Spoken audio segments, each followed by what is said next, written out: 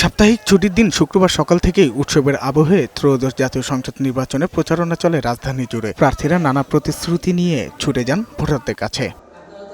নেতাকর্মীর বহর নিয়ে ঢাকা ১৬ আসনে গণসংযোগ করেন বিএনপির প্রার্থী সাবেক ফুটবল তারকা আমিনুল হক। মিরপুর ১২ নম্বরে ভোটারদের কাছে ভোট চান তিনি। এই প্রচারণায় অংশ নেন জাতীয়তাবাদী ক্রীড়া দলের সাবেক খেলোয়াড়রা।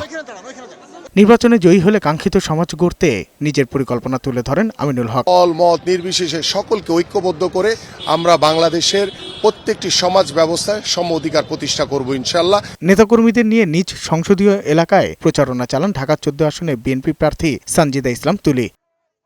ঢাকা ১৭ আসনে বিএনপির চেয়ারম্যান তারেক রহমানের পক্ষে প্রচারণা চালিয়েছেন বগুড়া থেকে আগত দলের নেতাকর্মীরা। করাইল বস্তিতে তারা এই প্রচারণা চালায়। তারেক রহমানের প্রধান নির্বাচনী সমন্বয়ক আব্দুল সালাম বলেন, তারেক রহমানকে বিপুল ভোটে বিজয়ী করতে মুখিয়ে আছে ভোটাররা। আমাদের নেতা এখান থেকে নির্বাচন করছেন, এটা সবাই স্বতঃস্ফূর্তভাবে অংশগ্রহণ করছে।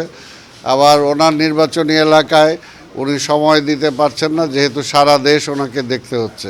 রাজধানীর শাহজাহানপুরের আমতলা মসজিদে জুমার নামাজ আদায় করে নির্বাচনী প্রচারণা শুরু করেন ঢাকা ৮ আসনে বিএনপি মনোনীত প্রার্থী মির্জা আব্বাস। বিভিন্ন এলাকা ঘুরে মানুষের খোঁজ খবর নেওয়ার পাশাপাশি ভোটারদের সাথে নানা বিষয়ে কথা বলেন তিনি। এ সময় তিনি অভিযোগ করেন, বিশেষ দুইটি দলকে প্রাধান্য দিচ্ছে প্রশাসন সহ সংশ্লিষ্টরা।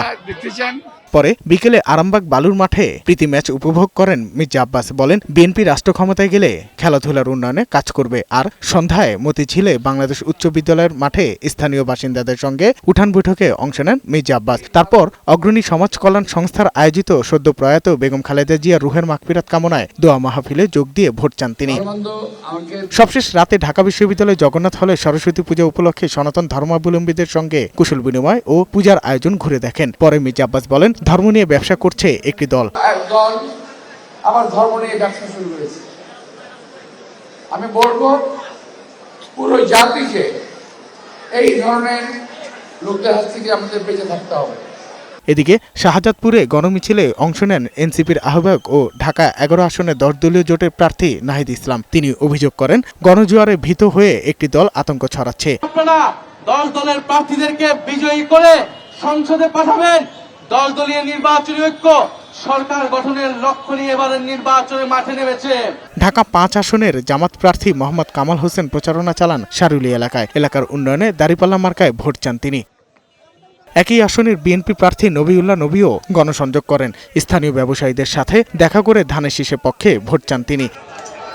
এছাড়া রাজধানী বিভিন্ন এলাকায় গণসংযোগ করেন অন্যান্য প্রার্থীরা। সাজ্জাদুর রহমান, বৈশাখী সংবাদ, ঢাকা।